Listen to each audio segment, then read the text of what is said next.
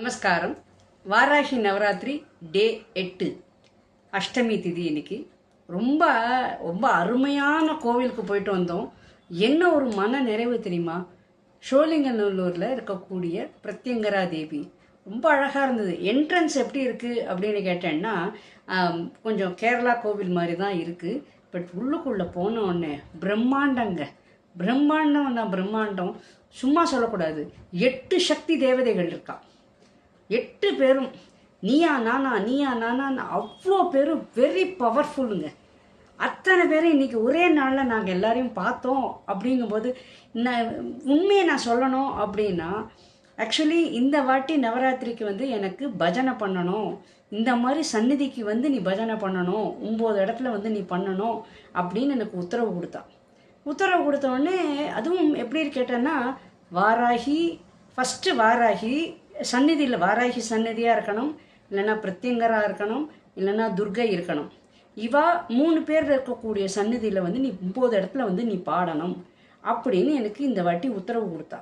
So இந்த உத்தரவு கொடுத்ததுனால நான் முன்னாடி இருக்கக்கூடியதெல்லாம் நான் இப்படி போகலாம் அப்படின்னு பிளான் போட்டேன்.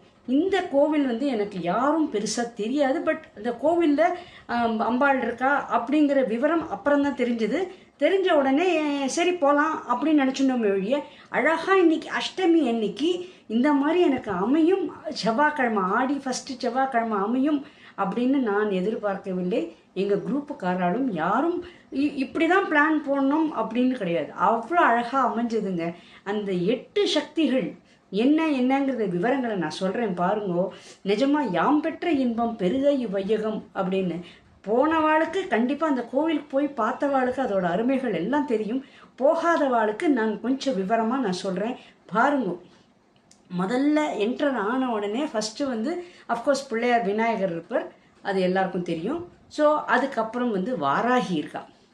வாராகி எப்படின்னு கேட்டேன்னா, அவங்க எங்கே உண்மை இருக்கோ, எங்கே நியாயம் இருக்கோ அவள் முதல்ல நிற்பங்க. அந்த இடத்துல அவள் பிரத்யட்சமாக இருப்பாள். நியாயத்துக்கு அவள் உண்மைக்கு போராடுவள். இதுதான் வாராகியோட மெயின் மெயின் கருத்தே அதுதான். ஸோ நம்மக்கிட்ட இருக்கக்கூடிய வேண்டாததோ இப்போ என்னத்தினால போய் சொல்கிறோம் அப்படிங்கிறத நம்ம புரிஞ்சுக்கணும். அதை தான் அவள் டெஸ்ட்ராய் பண்ணுவோம். நம்ம பயத்தினால போய் சொல்கிறோமா, இல்லை இல்லாமல் தட் இஸ் பைசா ஏதாவது குறைவுனால நம்ம போய் சொல்கிறோமா அப்படிங்கிற விவரங்களை தெரிஞ்சுட்டு அதை ஷி வில் கிளியர். நல்லா புரிஞ்சுக்கோங்க. ஸோ பொய் சொல்லக்கூடாது. அப்போ அந்த பொய் சொல்லக்கூடாது அப்படிங்கும்போது அது என்ன காரணம் அப்படின்னு தெரிஞ்சுட்டு அந்த காரணத்துக்கு அவள் ஷி வில் டிஸ்ட்ராய். ஒருவேளை இயலாமையில் சொல்லலாம், பயத்தினால சொல்லலாம், இல்லைன்னா ஒரு வியாதியாக இருக்கலாம். ஸோ அந்த வியாதியாக இருக்கட்டும் எதுவானாலும் அதை டிஸ்ட்ராய் பண்ணுவோம். இதுதான் வாராகியோட இம்பார்ட்டன்ஸ். சரி, நேரம் கோவிலுக்குள்ளே போயாச்சு. வாராகிக்கு அடுத்தாப்பில் பார்த்தேன்னா கார்கோடகன் நமக்கு சொல்லுவா இல்லையா, அவர் பாம்பு நாகராஜாக்கெலாம் அவர் அடுத்தது. ஃபஸ்ட்டு பெரியவர் தக்ஷகன், அதுக்கப்புறம் கார்கோடகன். இப்போ இந்த கார்கோடகனை ரொம்ப அழகாக வச்சுருந்தா. அதுக்கப்புறம் நாகராஜா ராணி. அவள் கிட்டத்தட்ட 108 நாகராஜா பிரதிஷ்டை பண்ணியிருக்கா. அங்கே நாக சர்ப்பங்கள்லாம் இருக்குது. தோஷம் இருக்கிறவாள்லாம் அங்கே போய் அபிஷேகம் பண்ணி அதுக்கெல்லாம் டிக்கெட்லாம் வாங்கணும். அதெல்லாம் நீங்கள் ஃபோன் பண்ணி கேட்டுக்கோங்க. ரொம்ப ரொம்ப ரொம்ப முன்னாடிலாம் கூரையெல்லாம் கிடையாதான், இட் வாஸ் ஓப்பன். இப்போ ரொம்ப அழகாக கூரையெல்லாம் போட்டு ரொம்ப அழகாக டைல்ஸுனால் அது ஒரு மாதிரி டைல்ஸ் வழுக்காது. பட் அதான் நல்லா ஸ்மூத்தாக நடக்கலாம். ரொம்ப நல்லா நீட்டாக மெயின்டைன் பண்ணியிருக்கா. அதுக்கப்புறம் அங்கேயே அந்த நாகராஜாவுக்கு போனதுக்கப்புறம் கொஞ்சம் உள்ளுக்குள்ளே போனேன்னா துர்கை இருக்கா. துர்கைங்கிறவள் என்ன, கொஞ்சம் நல்லா ஒவ்வொருத்தரோட இம்பார்ட்டன்ஸை நல்லா புரிஞ்சுக்கோங்க. துர்கை என்னன்னு கேட்டேன்னா, உங்களுக்கு இந்த பயம், மெயினாக பயம். ஸோ இப்போ இந்த பயம் என்ன காரணத்தினால வருது அப்படிங்கிறத அவர் புரிஞ்சுக்கோங்க. இவ பொய் சொல்லக்கூடாதுங்கிறது வாராகியோட தாத்பரியம். இங்கே பயமே கூடாது. துர்கா தேவி கிட்ட வந்தான்னா பயமே இருக்கக்கூடாது. அப்போ இந்த பயம், ஒருத்தருக்கு பயம் இருக்குது அப்படின்னா அது என்ன காரணம்? பயம்ங்கிறது பல காரணங்கள் இருக்கலாம். பல காரணங்கள். அதாவது நிறைய பேர் என்ன தெரியுமா, ரொம்ப எதிர்காலத்தை பற்றி ரொம்ப யோஜனை பண்ணிகிட்டே இருப்பா. அப்படி ஆயிடுமோ, இப்படி ஆயிடுமோ அப்படின்னு இந்த வேண்டாத திங்கிங்லாம் வச்சுப்பா. அப்புறம் வந்து நம்ம அப்படி பேசினா தப்பாக போயிடுமோ, நம்ம இந்த வேலையை செஞ்சால் தப்பாக போயிடுமோ அப்படின்னு அந்த ஆரம்பத்துக்கு தனக்கே தனக்கு தடை போட்டுப்பான். ஸோ ஒன்றுமே இருக்காது, பட் தனக்கே தனக்கு தடை போட்டிருப்பா. ஸோ இந்த மாதிரி விஷயங்கள். அப்போ சில பேருக்கு வந்து பைசா இல்லை அப்படிங்கும்போதும் உங்களுக்கு வந்து அந்த பயம் இருக்கலாம். நம்மளால தான் இதெல்லாம் முடியாதுப்பா, நம்ம பேசாமல் ஒதுக்கிறதுக்கு தான் பெஸ்ட்டு, நம்மளாம் இவ்வளோலாம் செய்யலாம் முடியாது, எடுத்து பண்ணலாம் முடியாது. அதனால் சில பேர் பயப்படுவாள். சில பேர் சோம்பேறி கழுதைகளாக இருப்பாள். அதனால் அவளுக்கு வந்து அந்த எதுலேயுமே ஒரு முயற்சி அப்படிங்கிறதே எடுக்க மாட்டாள். போஸ்ட்போன்மெண்ட், நாளைக்கு நாளைக்கு நாளைக்கு, இந்த பயத்தினால தான் அந்த போஸ்ட்போன்மெண்ட்டே வருது. ஸோ இந்த துர்காதேவி என்ன பண்ணுவள் அப்படின்னா, அந்த பயம் அப்படிங்கிறது என்னத்தினால அந்த பயம் அவளுக்கு வருது அதை டிஸ்ட்ராய் பண்ணுவோம். புரிஞ்சுதா? அதுக்கப்புறம் ஈத்தாப்பில் காளி இருந்தாங்க. காளி, ஐயோ கருப்பு தான் எனக்கு பிடிச்ச கலரு, அவ்வளோ அருமையாக இருந்தது. நாக்கை நல்லா தொங்க போட்டுட்டு, இந்த இதில் ஒரு சிக்னிஃபிகன்ஸ், ஒரு சின்ன கதை இருக்குது. என்னன்னு கேட்டால், நாக்கையே தொங்க போட்டிருக்கா. இப்போ நாக்கை தொங்க போட்டான்னா அவள் வந்து ரொம்ப உக்ரமாக இருக்கா அப்படி அர்த்தமா? கிடையாது. அவள் என்ன பண்ணினான்னா, காளி தேவி வந்து ரத்த பீஜனை வந்து அந்த அகங்காரத்தில் இருந்தான். நான் அப்படிங்கிற அந்த அகங்காரத்தில் இருந்தான். பிந்துக்கு பிந்துவா ரத்தம், ஒரு ரத்தம் சுட்டம் தான் ஒன்று ரத்த பீஜன் வருவான். இந்த ஒரு ரத்தம் சிந்தித்தினா ஒன்று அந்த இடத்துல ரத்த இப்படிலாம் அவன் வந்து பெரிய, நீ என்ன, எனக்கு என்னை விட யாரும் கிடையாது, என்னெல்லாம் ஜெயிக்க முடியாது அப்படின்னு இந்த அகங்காரத்தில் இருந்தான் ரத்த பீஜன். ஸோ இந்த அகங்காரம் யாருக்கு இருக்கோ அவளை, அந்த அகங்காரத்தை அவளை வதை பண்ண மாட்டான். அந்த அகங்காரங்கிற அந்த ஆட்டிடியூட், அந்த எண்ணத்தை வந்து அழிப்பள், அகங்காரத்தை அழிப்பள். இந்த அறியாமை, சில பேர் அறியாமையில் கூட அகங்காரம் இருக்கும். அப்புறம் இந்த வந்து சில பேர் வந்து தப்பு பண்ணுவா. தப்பு பண்ணிட்டு ஐயோ நான் தப்பு பண்ணிட்டேன்னு உணர மாட்டான். ஸோ தப்பு மேலே தப்பு, தப்பு மேலே தப்பு, தப்பு மேலே தப்பு பண்ணிகிட்டே இருக்கும்போது அவளுக்கு என்னன்னா, அவளுக்கு அது என்னன்னே தெரியாது, எது உண்மைன்னே தெரியாது. ஸோ அந்த மாதிரி இருக்கிறவாளெல்லாம் வந்து காளி தேவி வந்து சரி பண்ணுவோம்.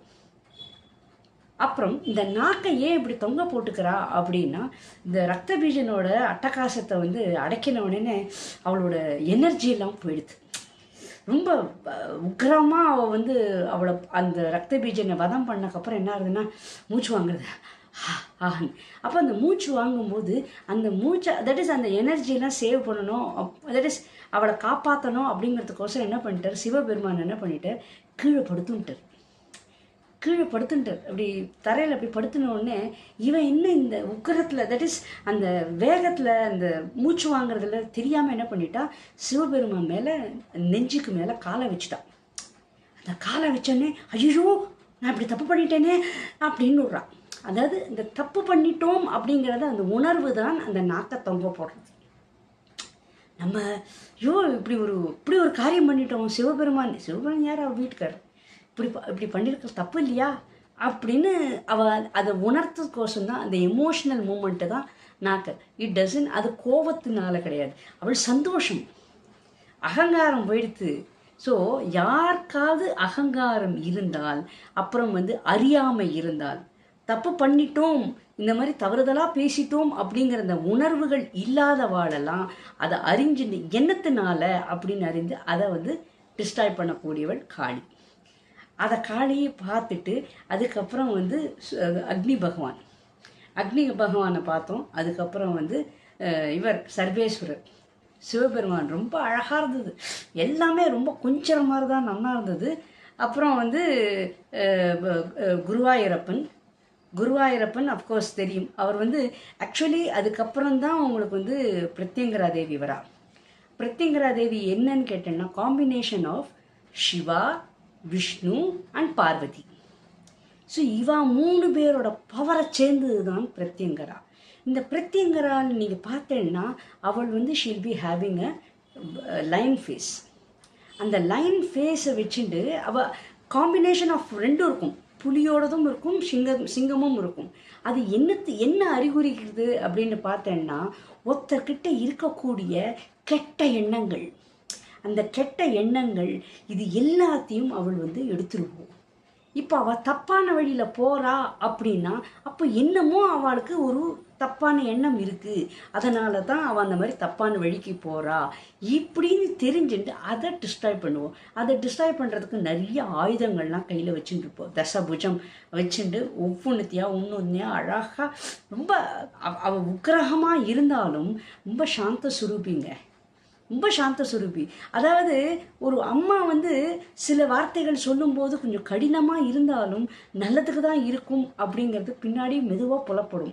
அதே மாதிரி தான் இவ பார்க்கறதுக்கு அப்படி இருந்து இவ வதம் பண்ணுறதுங்கிறது ஒரு பக்கம் இருந்தாலும் அது உங்களோட நன்மைக்கோசரம் தான், உங்களோட நல்ல எதிர்காலத்துக்கோசரம் தான் அப்படிங்கிறத வந்து கண்டிப்பாக எல்லாருக்கும் புரியுங்க. இது தாங்க பிரத்யங்கரா தேவியோட மெயின். அதுக்கப்புறம் வந்து இந்திராணியோட ஃபோட்டோலாம் நீங்கள் பார்த்தீங்கன்னா ரொம்ப சாந்த சுரூபமாக இருப்பாள். ஸோ இப்போ இதில் என்ன கிடைக்கிறது, என்ன அர்த்தம், ஒவ்வொரு விக்கிரகத்துக்கிட்டேருந்து என்ன ஒரு அர்த்தம் புரியுறது அப்படின்னா சாந்தி. அந்த சாந்தி நமக்கு வேணும் அப்படின்னா இந்திராணி கிட்ட ரொம்ப கண்டிப்பாக கிடைக்குங்க. அந்த சாந்தி நமக்கு மனசாந்தி. உங்களுக்கு வந்து மனசாந்தி அப்படின்னாலே என்ன தெரியுமா, மன்னிக்கணும். ஒருத்தரை மன்னிச்சோம் அப்படின்னாலே தவறுதலை கடவுளே மன்னிக்கும் போது நீங்கள் நான் மன்னிக்கிறதுக்கு என்ன பெரிய விஷயம். ஸோ கண்டிப்பாக நம்ம டெய்லி நம்ம எல்லாரையும் மன்னிக்கணும், மறக்கக்கூடாது, மன்னிக்கணும். ஸோ நல்லா புரிஞ்சுக்கோங்க, மன்னிக்கணும் வேறு, மறக்கணும் வேறு. மறக்கிறது என்னென்ன, கெட்ட நினைவுகள்லாம் இருக்கும் பார்த்தீங்களா, அதை மறக்கணும். மன்னிக்கணும்னா யார் தவறுதலாக பண்ணிட்டாலோ அவளை நம்ம மன்னிக்கணும். ஸோ இந்த மன்னிக்கிறது வந்து யார்கிட்ட இருக்குன்னா இந்திராணி கிட்ட. ஸோ இதனால என்ன கிடைக்கிறதுன்னு கேட்டோம்னா மனசாந்தி. இது இந்திராணி. காயத்ரி தேவி கிட்ட உங்களுக்கு தெரியாதா, ஞானம் அப்படி ஒரு. அதனால தான் நீங்கள் பார்த்தீங்கன்னா அவகிட்ட அந்த கடவுள்கிட்ட இருக்கக்கூடிய ஆயுதங்களும் சரி, அந்த தசபுஜங்களும் சரி அப்படின்னா இந்த குவாலிட்டிஸ்லாம் உங்கள்கிட்ட இருந்ததுன்னா நீ இப்படி இருப்ப அப்படிங்கிற எடுத்துக்காட்டு தான் அந்த அந்த விக்கிரகங்கள்லாம் சூக்ஷ்மமாக நமக்கு சொல்கிறது. புரியுறதா?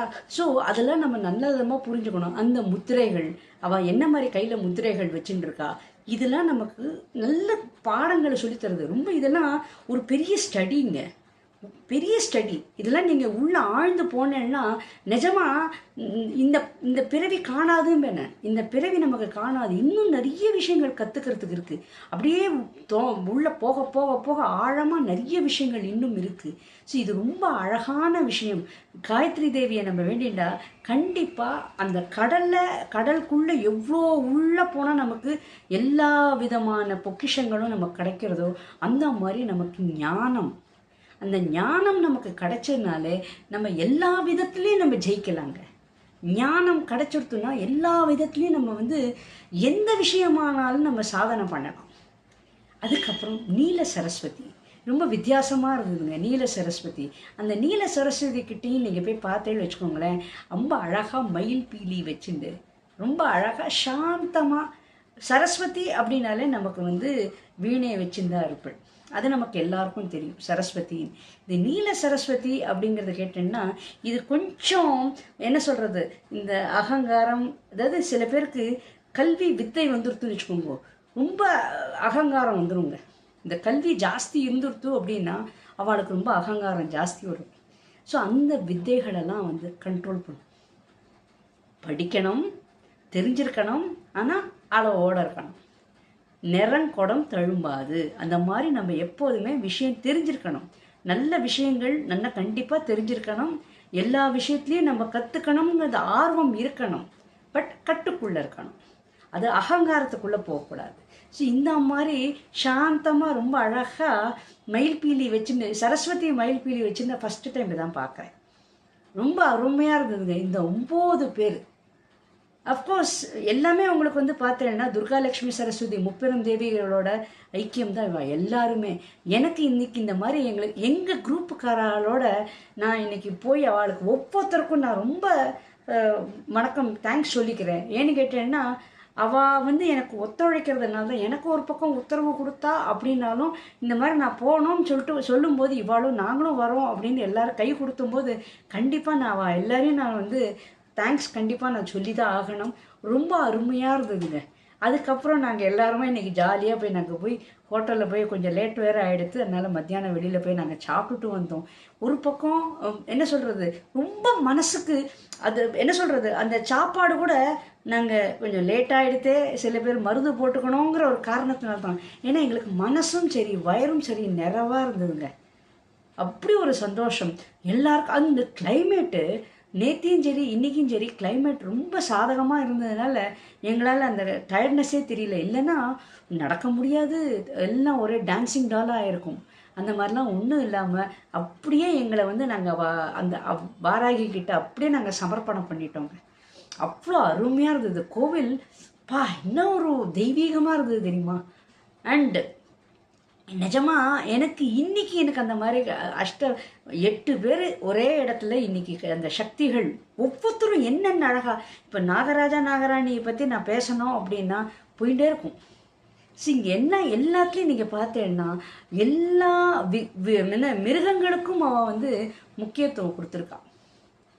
ஸோ கண்டிப்பாக நம்ம எல்லாமே காரணம் கருத்தாங்க. எல்லாமே கடவுளால் படைக்கப்பட்டது. ஸோ ஒரு காரணத்தோடு தான் எல்லாமே படைக்கப்பட்டது. அது நம்ம வந்து கண்டிப்பாக புரிஞ்சுண்டு, அஃப்கோர்ஸ் சில இடங்களெல்லாம் பார்த்தேன்னா சில மிருகங்கள்லாம் பார்த்தேன்னா ஹலோ ஹாயெல்லாம் சொல்லிட்டு இருக்க முடியாது, கொஞ்சம் பயம் இருக்க தான் இருக்கும். பட் ஆனால் நம்ம என்ன பண்ணணும்னா அந்த நேரத்தில் வந்து கொஞ்சம் அமைதியாக சொல்கிறது ரொம்ப ஈஸி. பட் நம்ம தெய்வம் நம்மளை காட்சி கொடுக்கறது அப்படின்னு நினைக்கணும். இதில் நான் இன்னொரு விஷயம் சொல்லணும்னு அபிப்பிராயப்படுறேன். நேற்று எனக்கு சத்தம் கேட்டதுன்னு நான் சொன்னேனே, அது வந்து கேட்டிங்கன்னா சவுண்டு ஹீலிங். அந்த மாதிரி இப்போ மிருகங்கள் நேரம் வந்துடுதுன்னா நம்ம பிடிச்சிக்கான்னு ஓடி போயிடுவோம். நம்மளுக்கு அந்த பயத்திலே நம்ம என்ன பண்ணுவோம் நமக்கே தெரியாது. ஆனால் அந்த சவுண்டெல்லாம் இருக்க பாருங்க, பள்ளி கவுளி அடிச்சதுன்னா நமக்கு நல்ல சகுனம் அப்படின்னு சொல்கிறோம். மயில் கத்தித்துன்னா ஆஹா என்ன அழகாக இருக்குது, குயில் கத்தித்துனா ரொம்ப இன்னைக்கு ரொம்ப நல்லது, காக்கா கத்தினா. ஸோ அந்த சவுண்டு ஹீலிங் இருக்குது பாருங்க, நிஜமாகவே இது ஒரு பெரிய ஸ்டடி. இதெல்லாம் நம்ம வந்து ரொம்ப கடமைப்பட்டிருக்கோம். அண்ட் இதெல்லாம் நம்ம கண்டிப்பாக தெரிஞ்சுக்கணுங்க. ஒவ்வொரு சவுண்டும் என்ன நமக்கு ஒரு ஹீலிங் கொடுக்கறது. நம்ம வந்து கோவில் மணி அடித்தாதான் நமக்கு சவுண்டு ஹீலிங். நம்ம சுவாமி பூஜைக்கில் நம்ம வந்து மணி அடித்தாதான் ஹீலிங், அப்படி கிடையாதுங்க. இவாளாம் கூட இந்த பட்சிகள், இந்த மிருகங்கள், மாடு வந்து மா அப்படின்னு கத்தித்துன்னு வச்சுக்கோங்களேன், அதுக்கு ஒரு ஹீலிங் இருக்குங்க. அப்போ அந்த வைப்ரேஷன் பார்த்தீங்கன்னா சம்திங், அது ஒரு மெசேஜ் கொடுக்கறது உங்களுக்கு. அதை நீங்கள் வந்து கண்டிப்பாக நீங்கள் அதை உணரணும். சம்திங் அது சொல்கிறது அப்படிங்கிறத நீங்கள் புரிஞ்சுக்கணும். இந்த மாதிரி சவுண்டு தெரப்பி அப்படிங்கிற ஒரு பெரிய ஸ்டடிங்க. அதெல்லாம் நிஜமாக நான் படிக்கும்போது அவ்வளோ ஆனந்தமாக இருக்குது. கடவுள் என்ன அழகாக நம்மளை படைச்சிருக்க. 4 விஷயம் எனக்கு தெரிஞ்ச உடனே குதிக்கிறேனே நான். அவர் எவ்வளோ விஷயம் தெரிஞ்சுன்னும் எவ்வளோ அமைதியாக இருக்கார் பாருங்களேன். நிஜமாக நானே இன்னைக்கு 8 சுவாமிகளை பார்த்த உடனே அப்படின்னு ரொம்ப ஆனந்தமாக நான் சொல்கிறேனே. எல்லாத்தையும் படைச்சிட்டு எல்லாரையும் படி எடுக்கிறார். அப்போ ஆனாலும் அவர் எவ்வளோ அமைதியாக இருக்கார். கொஞ்சம் அந்த குவாலிட்டி நம்மளும் கொஞ்சம் கடைப்பிடிப்போமே, கொஞ்சமாவது நம்ம வந்து அடங்கி இருப்போமே. எல்லாம் தெரிஞ்சிருக்கணும், ஆசைப்படணும், தெரிஞ்சுக்கணும் அப்படிங்கிற விருப்பம் இருக்கணும், பட் அடங்கி இருக்கணும். ஓகேவா? கண்டிப்பாக இந்த வீடியோவை நீங்கள் ஃபுல்லாக பாருங்கோ. சப்ஸ்கிரைப் பண்ணாதவா சப்ஸ்கிரைப் பண்ணுங்கோ, லைக் பட்டன் ப்ரெஸ் பண்ணாதவா பண்ணுங்கோ, அதுக்கப்புறம் கமெண்ட் அடிக்காதவா கமெண்ட் அடிங்கோ. 24ஆம் தேதி அன்னைக்கு என்னோட இது இருக்குது, சத்சங்கம் இருக்குது. எங்கள் ஸ்கந்தாசிரமத்தில் வந்து பிரவச்சரணம் சொல்கிறேன் நான். கண்டிப்பாக நீங்கள் எல்லோரும் முடிஞ்சால் நேரில் வாங்கோ. சேலையூரில் இருக்குது. கண்டிப்பாக வந்து நீங்கள் எல்லோரும் எனக்கு உற்சாகம் கொடுத்தேன்னா எனக்கு ரொம்ப சந்தோஷமாக இருக்கும். Thank you so much.